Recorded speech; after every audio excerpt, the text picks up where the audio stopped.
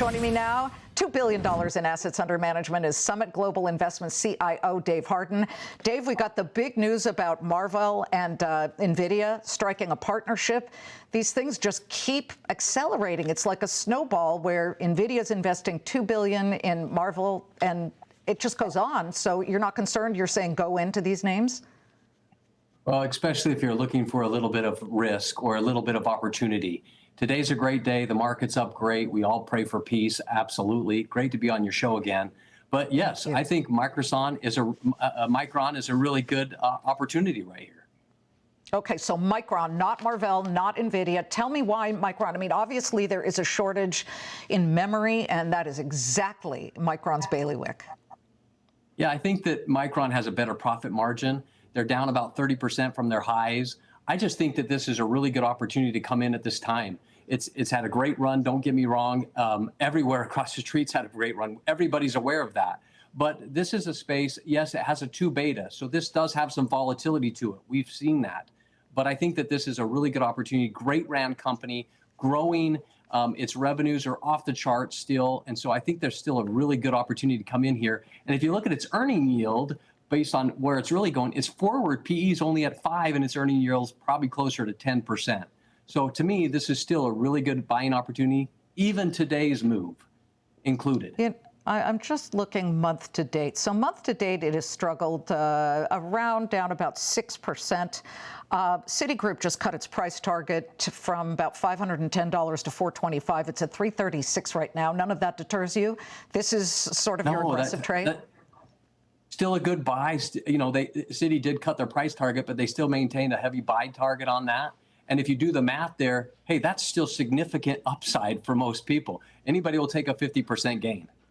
Can I just ask you about Microsoft? Microsoft is the worst performing Magnificent Seven stock year to date. It's not had a great time here.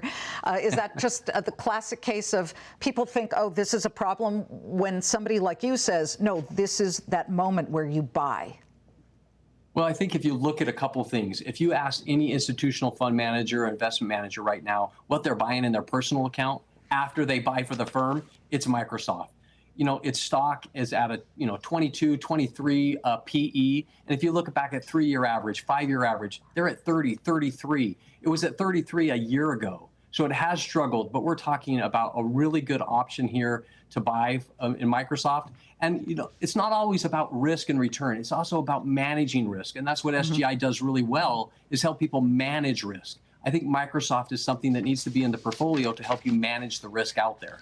Dave, we got 2 minutes left in the month, in the week, the month and the quarter. So we are ending this out.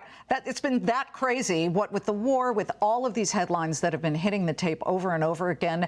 Look at this gain on the Dow. This has been very much a headline-driven market. The gain on the S&P, 181 points. So many stocks have gyrated. They've been yanked around along with the headlines. What is your best advice to investors who say, wait a minute, yesterday's stocks were really, really tentative and now they look great? Well, we all hope for sure that this war does end, and we pray for peace. But in the same respect, don't be surprised if they have some more volatility ahead of them. We're not through yet.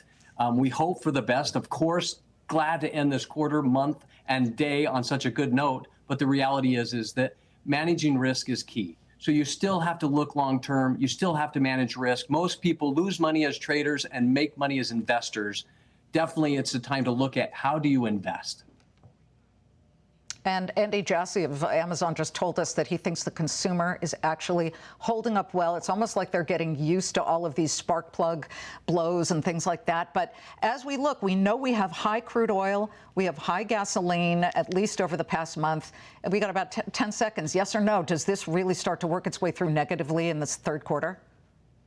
The longer it hangs on, absolutely. But, you know, the consumer, hey, we're very strong. We love to spend. So I'm in the consumer court right now. I think we'll do pretty well.